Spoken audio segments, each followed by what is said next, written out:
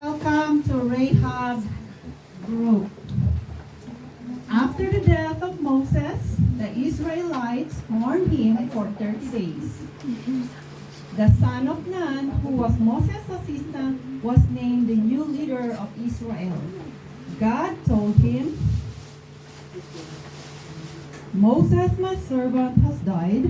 That's why you and all the people must prepare to cross the Jordan River and enter the land that I will give to the Israelites, just as I promised Moses. During all the days of your life, no one will be able to confront you, just as I was with Moses. I will also be with you. I will not leave you, nor will I forsake you. Be strong and brave, because you will make this nation inherit the land that I promised to their ancestors. See that I command you, strive and be brave.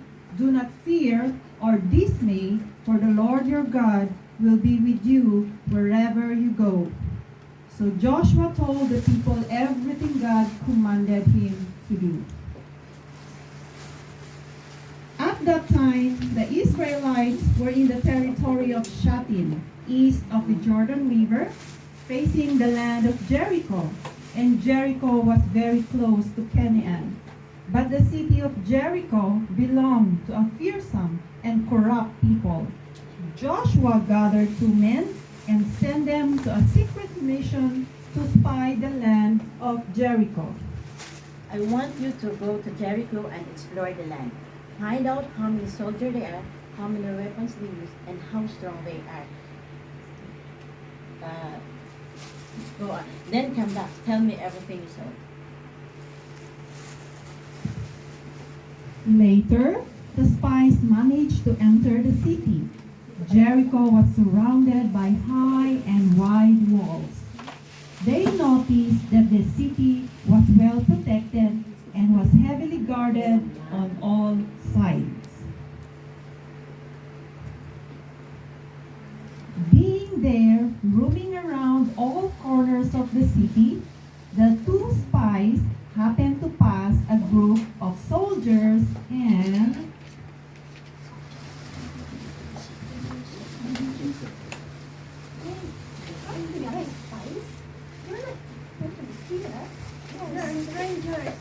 Hey, stop!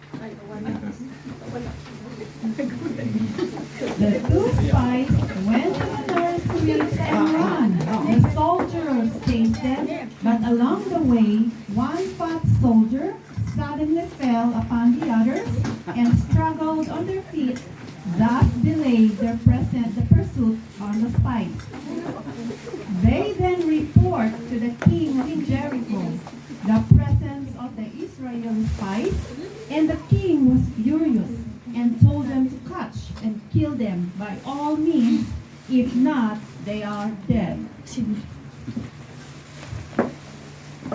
Meanwhile, a woman was standing by her doorstep waiting for some customers to come by. She lived in the town near the walls of Jericho. She was Rahab the harlot. Rahab saw the 2 spies frantically running, and she was pointing her door for them to get into.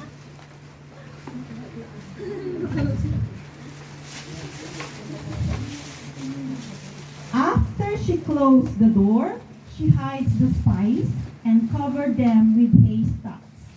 The soldiers, meanwhile, are back in chasing the spies, holding a piece of paper with the spies' faces drawn. They showed it to the people. You see this? One of the people informed No? the soldier and point of Rahab's house. The soldiers went to the house and I'm coming! I'm hurrying! What's that? Did you see this? Really? It's so weird. So ugly. What's that? It's stranger. We already know that stranger spies have gotten into your house. You better hand them over. Otherwise, we will kill you. What? Spies? Uh-huh. Is trans? Bisaya, dai.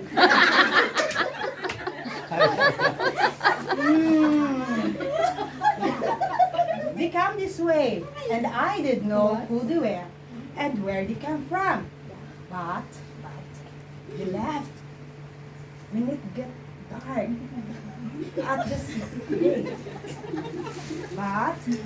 And I don't know where they went. Go! Hurry! Look after them. You may still be able to catch them. Go! Fighting up! Come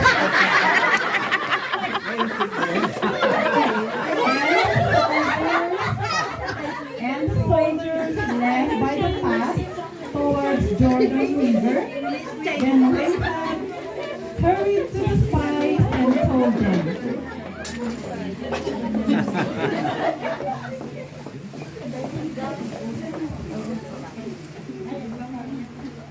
I know that God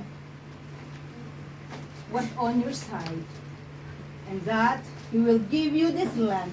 All the inheritance of this city are scared to death of you. I know that God is the Lord of Lords, He spoke in heaven and on earth. I beg you to swear right now, in the name of Jehovah, please swear that you will be kind to me and my family. I want you to guarantee a sign that you will spare the lives of my family, my siblings, my parents, and anyone who lives with them. Please swear that you will save us from death. We swear on our lips that all of you will not be in danger. If you don't turn us in, we will be kind to you and we will keep our promise.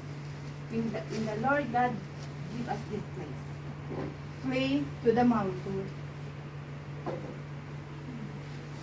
Flee towards the mountain so that the soldiers will not find you.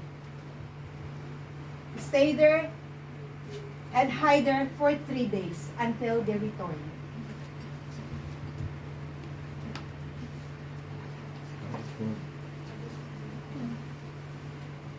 After we leave, fly the same wavelength to the window. When we take this city, we will know which house it is. We will save you and your family members should stay at home, but this rope must be put to the window. Okay, I will follow what you told me. So Rahab ties the rope by the window and helps the spies. Rahab said goodbye, and the rope remained tied up by the window.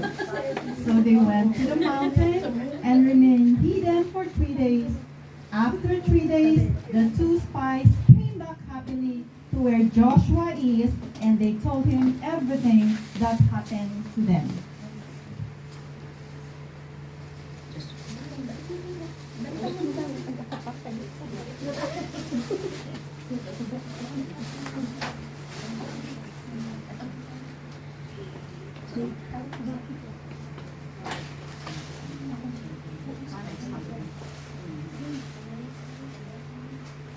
The places our God will hand it to us because everyone in Jericho is afraid of us.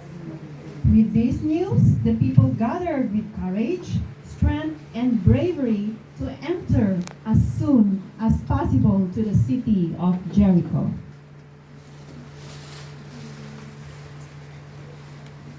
Joshua led the Israelites over the river of Jordan into the land of Canaan, where Joshua carefully followed God's battle plan, and the walls of Jericho came tumbling down.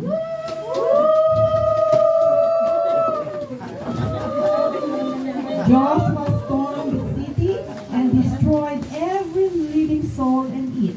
They saw the red robe by the window and feared Rahab and her family because she believed God and did exactly what she was commanded.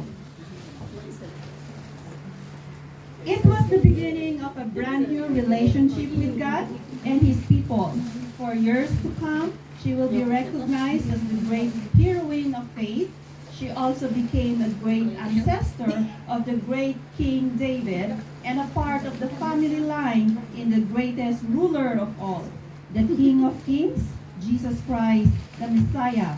This is the story of Rahab, the harlot who became the heroine of faith. Thank you for watching. Yay!